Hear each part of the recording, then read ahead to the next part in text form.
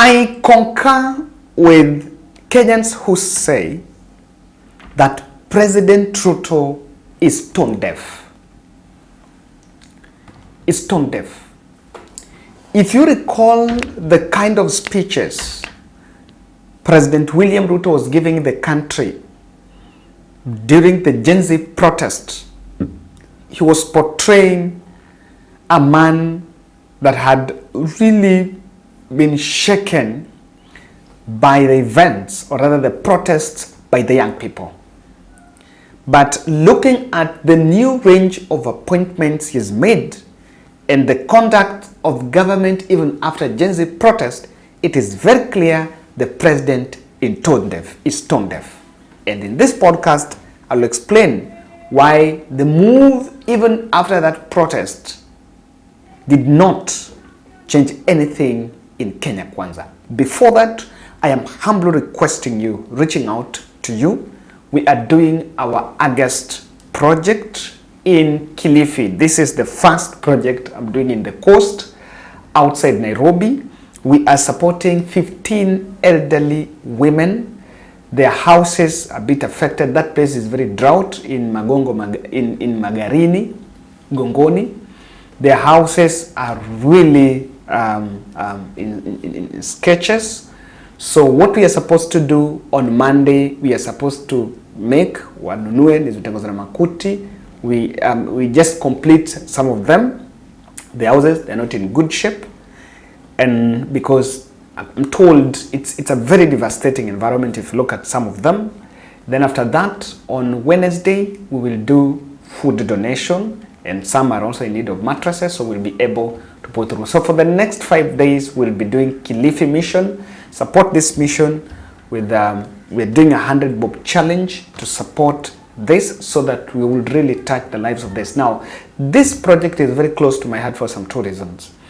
These women were getting some support from a former military officer who is currently ill. I'm told, we talked, he's a very good subscriber of this channel, and had really reached out to us. We were supposed to do this as early as April, but we could not do it, because now we got some very urgent appeals and we could not do this. So, but really, we really need to support that. That's number one. Number two, this is the first mission we're doing after that accident, and maybe God gave me time, gave me life again, so that we'll do this. That's one of the reasons why I probably survived, someone was saying in the comment section. So I'm doing and this is also the first one outside Nairobi, and this is the first one in the coast. This is the first one in the coast. So we're doing Kilifi. Kindly support with anything. You're doing 100 bob challenge, so that from Monday we can start moving and just establishing those stuff. Then from there, we'll do the donation, and then on Wednesday. So I'll be here with my team for the next 5 days. So kindly support. Now, Kuria was appointed as a senior advisor in the Economic Council. I am wondering whether there was a vacancy in that David D-led council, or a position just seemed to have been created. Moses Kuria was knocked out of cabinet, and amongst other reasons in that reshuffle was on how he was talking to Kenyans. I just don't know whether now he has changed his ways, has now baptized himself, and now is becoming a different person. So he's moved there, and I'm just asking, apart from the president announced that he was going to reduce the number of advisors in the office, but was going to reduce the number of advisors in his office. He actually made that announcement, and I was wondering whether that will be that will really happen, or is just making a statement. Eliud Owalo, who was in charge of ICT before the cabinet was before that cabinet reshuffle, he's been appointed deputy chief of staff in terms of service, in terms of delivery and planning in the office of the president. He's also been taken to State House. Then Dennis Itumbi, creative economy and special projects. Now, if you look at these three appointments, they are in the level of cabinet. It's in the level of ministerial appointment. So Owalo and Kuria has been dispatched to State House. So they will be operating from State House, same with Dennis Itumbi. And here, and now that is the same, it's under the State House. That's where also David Ndii and the team works. In fact, Kenyans were asking that David Ndii ought to have been shown the door with Moses Kuria. Now we know both.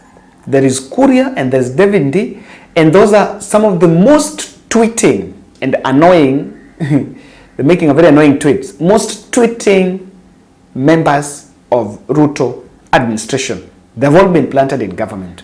Now today in the morning, there's also another Gazette notice. Tunai has been now has replaced Irungu Nyakea at KEMSA. And Irungu Nyakea is going to be the new chairman of KICC. Now there is everything critical with this. KEMSA, before Nyakea was brought in, before Irungu Nyakea was brought in, was riddled with high-profile corruption scandals. Even during the short-lived era of Nyakea, there was more other stories about how drugs, cancer drugs that were supposed to be taken to Kenyatta were rerouted to some private facilities, and irregular payment of pending bills and some corruption scandals in KEMSA. There is something that probably government needs to get right. Probably get right once, even if you get everything wrong, but you should at least get this right. The government is right to do reshuffles, but and now tonight the former Narok governor is going to be the chairperson of KEMSA. Tonight is a close associate of President William Ruto. I remember between 2013 to 2017, I was staying in Narok, and Tunai was my governor. And there was so many information. I remember the Maasai students there, they were really complaining that the county government is collecting revenue from Masai Mara Game Reserve. The national government has accepted, but most of it is rerouted to the national government. And so, you cannot have a problem.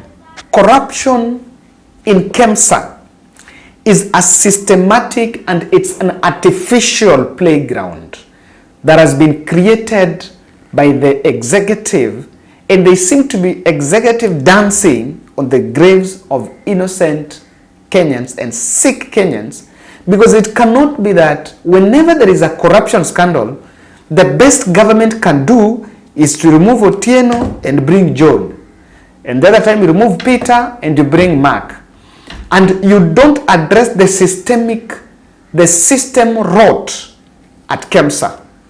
How does removing Irungu Nyakea, taking him to KICC, and then you take Tunai and bring to KEMSA? As in, even if, let's just reason, if Irungu Nyakea is innocent, and if he had a good work record, then what was the essence of moving him from KEMSA to Tunai, if indeed he was delivering? You know, so we read an organization that has been riddled by some corruption scandal, and instead of knocking these people out and no one is being taken to court, no one is being charged, the best you can see is someone being moved somewhere else and brought there and just making changes. You know, Adeline Mwau, the former deputy governor of Makueni, was the chairperson of KICC board. So he's been removed from that position, and that position has been given to Irungu Nyakea, who has now come from KEMSA. How are we going to address KEMSA issues if the simplest government brings in some roadside solutions, like just going to fire one person and bring the other person? You think now with that we have addressed it? I think if the government is intentional about fixing KEMSA, then probably we need to be serious about it. We must be intentional and make the necessary changes. And then Farida Karonei has been moved, the former Land CS has been handed over position as the chairperson of National Lottery Board.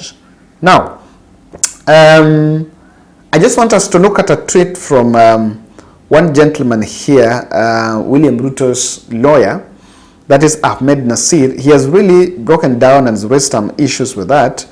I just want us to look at it. Look at this tweet. His Excellency William Ruto's Council of Economic Advisors has lost any useful meaning. First, as an amorphous organs with ever-expanding membership, it is now the official dumping ground for those His Excellency Ruto can't find a useful and meaningful job. Those who can't make it outside government, what will Owalo do without government job? And those he personally feels pity for, i.e. Moses Kuria. Second, what ground or even small ideas or solutions can one associate or attribute to these noble and distinguished men and women in this organ of state in fixing our economy other than taxing us to the death? Ahmed said what I was telling you in the first 10 minutes of this video, that the value that Moses Kuria and the team, the value they are adding to me, I cannot see clearly. What value are they adding? And I can say these appointments and these other adjustments President Ruto is making or has made, even after the Gen Z protest, is a clear signal that this ship will continue to sink. This ship will sink whether Ruto likes it or not, because there is no sign of salvage. And I want to tell you why. Number one is the State House. What will happen next is what will happen is what will show you that the system will collapse. Kindly subscribe to our channel and kindly support Kilifi Elderly Mission. We are supporting these 15 elderly women and men in Magarini, Kilifi County. Yes, so what our intervention is, we will do their houses. They are there, but some are incomplete, some are not in good state. That's what I spent better part of my Friday there, I saw. And then we'll do donation, and some are also in need of mattresses, so we are also going to do that. So that is a budget of 150. I'm here with my team, so we'll be able to do it between today, this Saturday to Wednesday, when we will do that donation. So kindly let's support and be a blessing to them. Any amount, 50 bob, 100, immediately if we'll be able to clock 150 at any point, that's when we are going to close. State House Center of Power on Nyanza succession. Owalo is heading to State House as the Deputy Chief of Staff, a ministerial level appointment. Ministerial level means privileges, retirement benefits, maybe, salary and all that. And then there is Cabinet Secretary for Finance, Mbadi. And then there is also Wandai. So people are going to look at where. Do I go to State House? Do I go to ministry? I think one thing Ruto wanted to achieve by that of Owalo is, number one, to show the rebels that they have not been kicked out. Because one of the issues that had actually been raised is that immediately the president swept away the other previous cabinet, the likes of Owalo, who did not have any corruption maybe linked to their dockets, they did not seek a return in the cabinet, but now they are getting back in government. So one thing they want to achieve is, I am still holding the rebels, so that the center of power that was being created by the rebels, remember Owalo was in the same camp with Omolo, who is the PS of Interior, and that camp had really been vibrant in doing politics for UDA. Now they know very well that the ODM side are there, but there is no guarantee that the ODM side will support UDA in 2027. In fact, I can tell you for a fact, if ODM makes a mistake of supporting Ruto's re-election in 2027, that shall occasion the death of that party. That is how that party will die. and the ODM is reading mood. When they realize that the scorecard is not here, that party will split into pieces as people will take different positions. So with that center of power, the Nyanza succession, there will be a lot of chaos on that end, internal chaos within government. Number two, corruption is getting some insulation. Let me tell you, When Moses Kuria was a cabinet secretary in trade, there are two scandals that dogged that space. There is that edible oil, on how people got tenders just through emails and they never walked into anywhere to get to apply. And that's contraband sugar and quite others. And then the way, the three levels, allegations level against Moses Kuria, the way he also need to address the public and just vomiting. Regarding will say they are vomiting on the voters. So that is something that Moses Kuria did, and it didn't augur well with the members of the public. But, and of course, the newspaper, I think I was carrying a newspaper yesterday, just yesterday, I read a newspaper headline yesterday about that ministry. So the same thing has happened even at KEMSA. KEMSA, when a chairman is there, and that KEMSA board is facing allegations of corruption, and then instead of firing these people and leaving these people in the cold, you just do lifting from here to here. It's like someone has stolen, but you're just changing, you're just changing for him office. Stolen that office, so you say, no, that office is stolen enough, now move to this other side.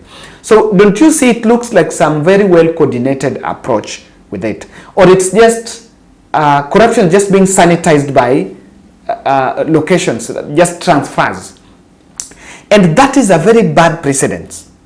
The precedence the president is setting on corruption, getting insulation, is not a space that will be, is not an angle that will be very good for him. Number three, the austerity measures are dropped as wage bill, seems to have been dropped as well wage bill budgets. Now when you bring down the cabinet, there was an understanding that, look here, we're even going to reduce that number of advisors. President has advisors, his own advisors. But why is it that even still with that, the president is still in some point trying to appoint more people in government? The intention had to be and has been to reduce the size of government. So why did it have to change? Number three, structural changes are not still aligned with Gen Z demands. There are some changes. Those changes are not well aligned, and this can still brew protests. I don't know, Kenyans, the Gen Z have been asking, is this what we ask for? I still believe that president is not still doing what the young people ask for. So ladies and gentlemen, that is my take. Let's meet in the next. Asanteni.